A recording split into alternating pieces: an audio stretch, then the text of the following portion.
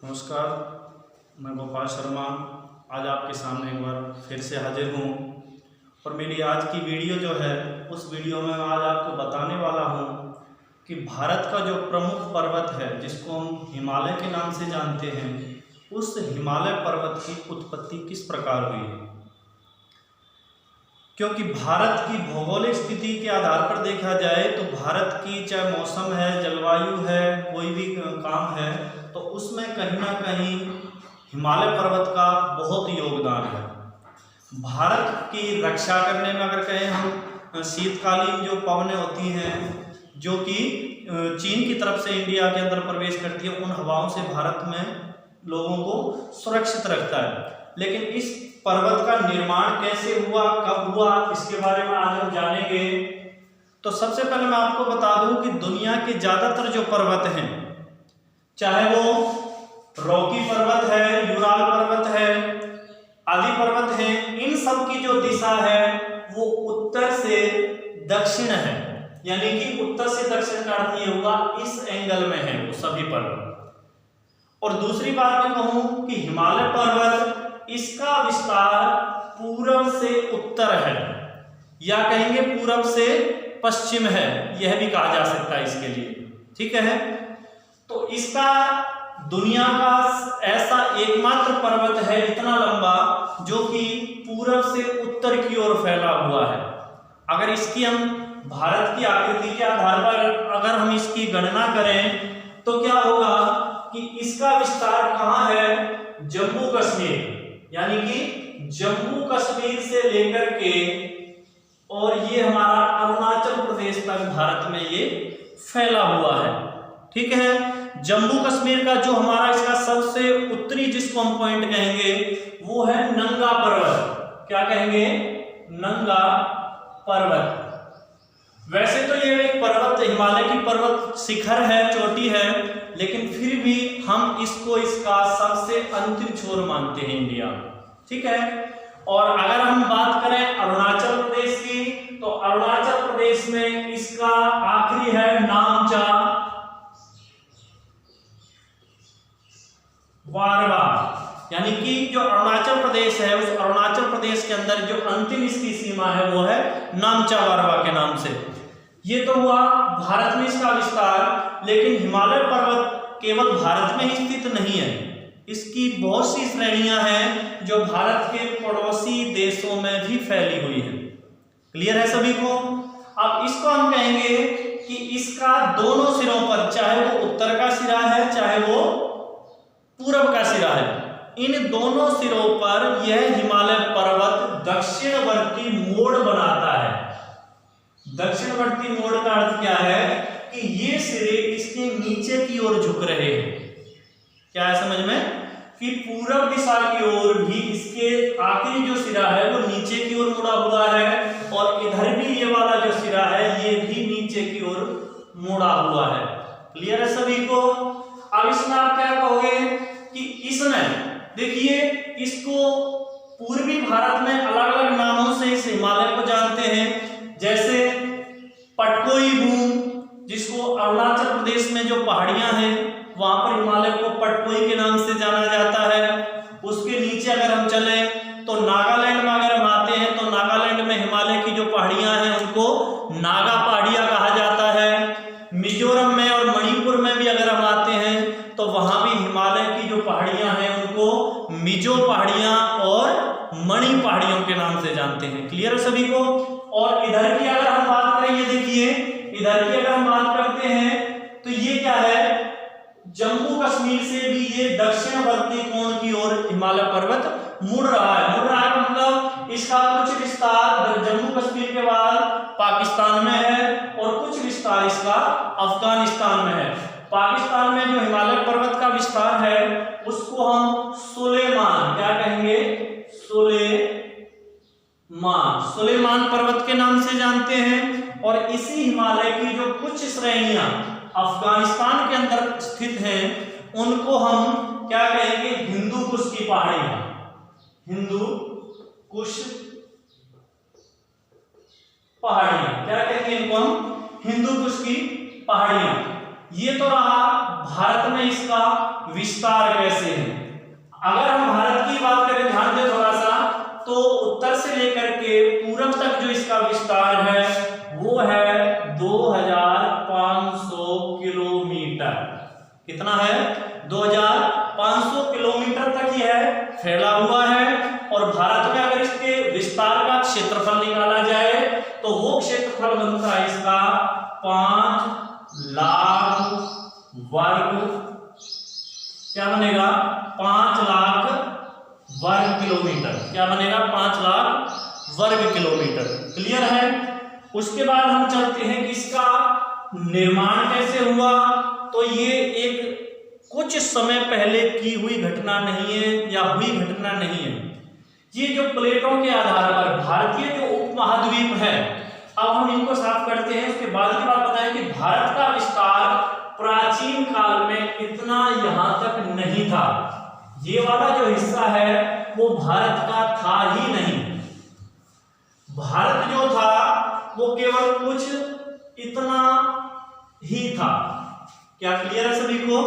भारत का जो विस्तार था वो केवल यहीं तक था, क्योंकि भारतीय उपमहाद्वीप क्या है?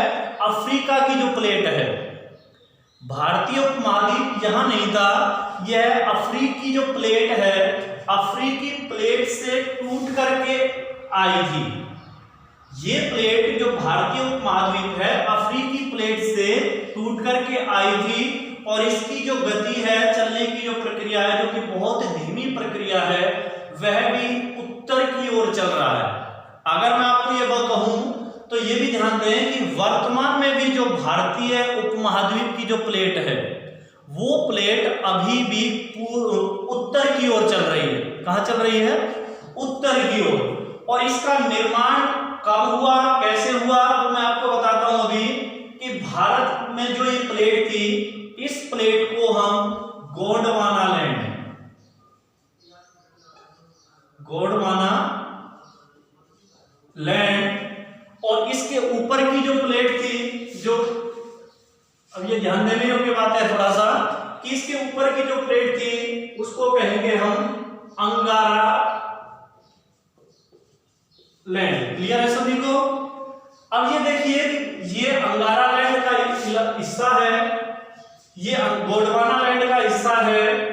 इनके बीच में एक सागर होता था, उस सागर का नाम था टेथिस सागर। क्लियर है? टेथिस सागर कोई नया सागर नहीं था। ये सागर क्या था? कहीं ना कहीं इधर ये जो बंगाल की खाड़ी है और इस तरफ हम जाएंगे तो अरब सागर है। क्या कहेंगे इसको? अरब सागर। तो ये जो टेथिस सागर था वो कहीं ना कहीं इन सागरों, महासागरों से भी मिला हुआ था। क्लियर है? अब उसके बाद देखिए कि क्या हुआ। हिमालय के निर्माण में प्रमुख भूमिका क्या रही कि इन दोनों लैंड, चाहे वो अंगारा लैंड है चाहे वो गोंडवाना लैंड है, ये दोनों लैंडों के अंदर बहुत सी नदियां होती थी जो कि दक्षिण से उत्तर की ओर बह रही थी ऐसे, ठीक है। और अंगारा लैंड की जो नदियां थी वो उत्तर से दक्षिण की ओर बह रही थी। क्लियर है? अब दक्षिण की ओर बह रही थी, ये उत्तर की ओर बह रही थी, तो इन नदियों में मुख्य रूप से क्या बहता है? सिल्ट है, रेत है। तो ये चीजें बहुत लंबे लाखों वर्षों तक ये चीजें इन नदियों के माध्यम से इस टेथिस सागर में एकत्रित होती रही, क्योंकि इन नदियों ने जो भी अपरदित पदार्थ थे उन सब अपरदित पदार्थों का निक्षेपण कहां पर किया? टेथिस सागर के अंदर। अब क्या हुआ कि टेथिस सागर में ये चीजें जब जमा होती रही, निक्षेपण होता रहा, तो निक्षेपण के बाद क्या हुआ कि ये सारी चीजें, मान लीजिए ये टेथिस सागर है, इस सागर के अंदर ये सारी चीजें इकट्ठी हो रही हैं। लेकिन ऊपर से क्या हुआ, इन पर इन सिल्ट का, रेत का, बजरी का, जो भी चीजें नदियों के द्वारा निक्षेपण हो रहा था, उस चीज का दबाव इसके अंदर बढ़ता चला गया।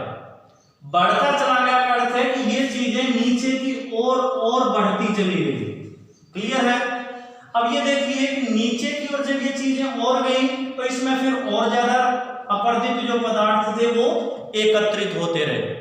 अब जब वो एकत्रित हुए तो उसके कारण इसमें और ज्यादा दबाव बन गया और ये वाला जो हिस्सा है ये और नीचे की ओर जब गया तो इसका आकार और इस टाइप से हो गया, यानी कि इसकी जो लंबाई थी वो बढ़ गई और जो चौड़ाई थी वो सिकुड़ करके छोटी हो गई।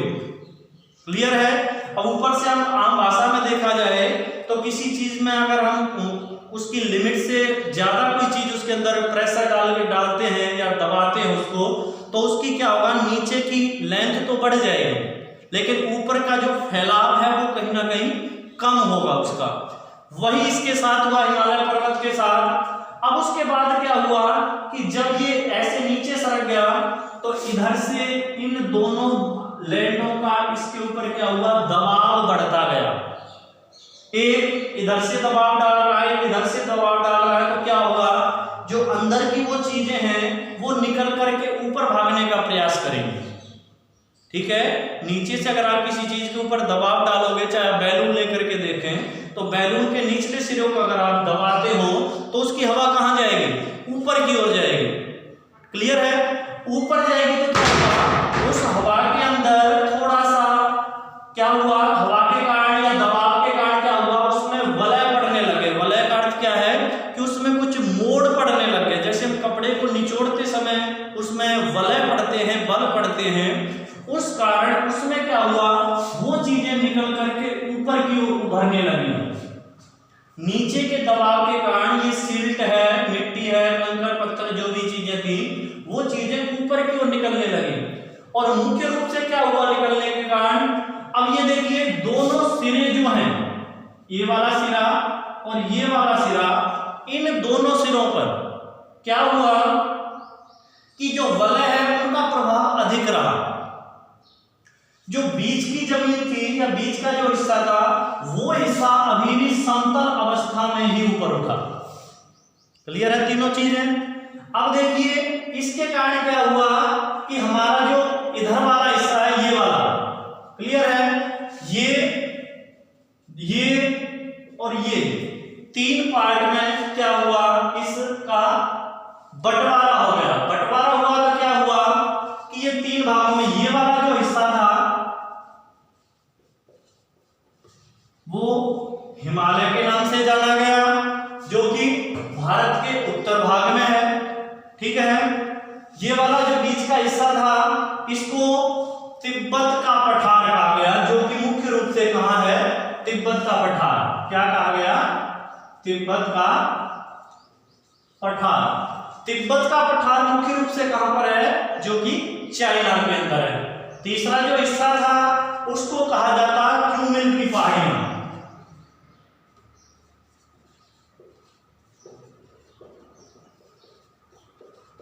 क्यूमिन की पहाड़ियां या क्यूमिन का पर्वत।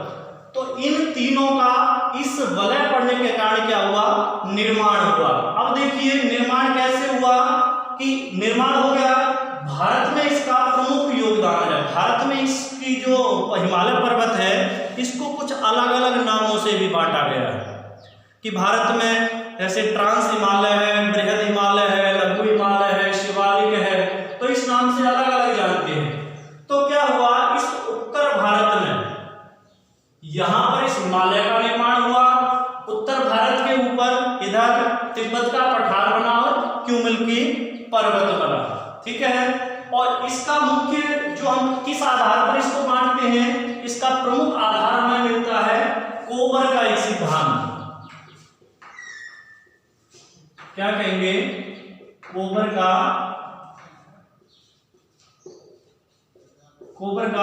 सिद्धांत। ये जो कोबर का सिद्धांत है ये इसी बात को सिद्ध करता है कि हिमालय पर्वत का निर्माण इस गोंडवाना लैंड और अंगारा लैंड के दबाव के कारण 33 सागर में वलय पड़ने के कारण ही हिमालय पर्वत का निर्माण हुआ है। इस बात का कौन प्रूव करता है, कोबर का सिद्धांत। कोबर कौन है, एक भूवैज्ञानिक है। कौन है ये, भूवैज्ञानिक है जो कि प्रमुख रूप से जर्मनी निवासी है।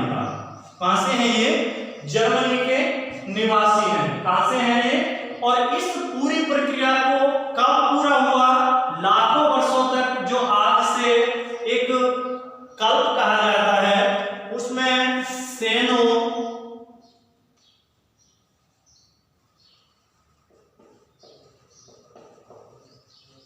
सेनोजोइक नाम का जो महाकल्प हुआ है, सेनोजोइक महाकल्प में इस हिमालय पर्वत का निर्माण हुआ है। क्लियर है सभी को? क्योंकि हिमालय पर्वत का भारतीय भूवैज्ञानिकों के आधार पर भी यही रिसर्च की गई है कि इसका निर्माण ऐसे हुआ है। और मैं अगर बात करूं तो भारतीय उपमहाद्वीप अभी भी उत्तर की ओर ही गति कर रहा है, यह अभी भी एक जगह पर स्थिर नहीं है। आशा है आप लोगों को हिमालय का निर्माण इस वीडियो में आसानी से समझ में आया होगा, और आगे मैं प्रयास करूंगा इसी प्रकार से आपकी ज्योग्राफी की क्लास लेता रहूं और आपको ऐसे ज्ञान देता रहूं। ये चीजें 9th क्लास से लेकर के +2 कक्षा तक की ज्योग्राफी में काम आती हैं। ठीक है, thank you and have a good day.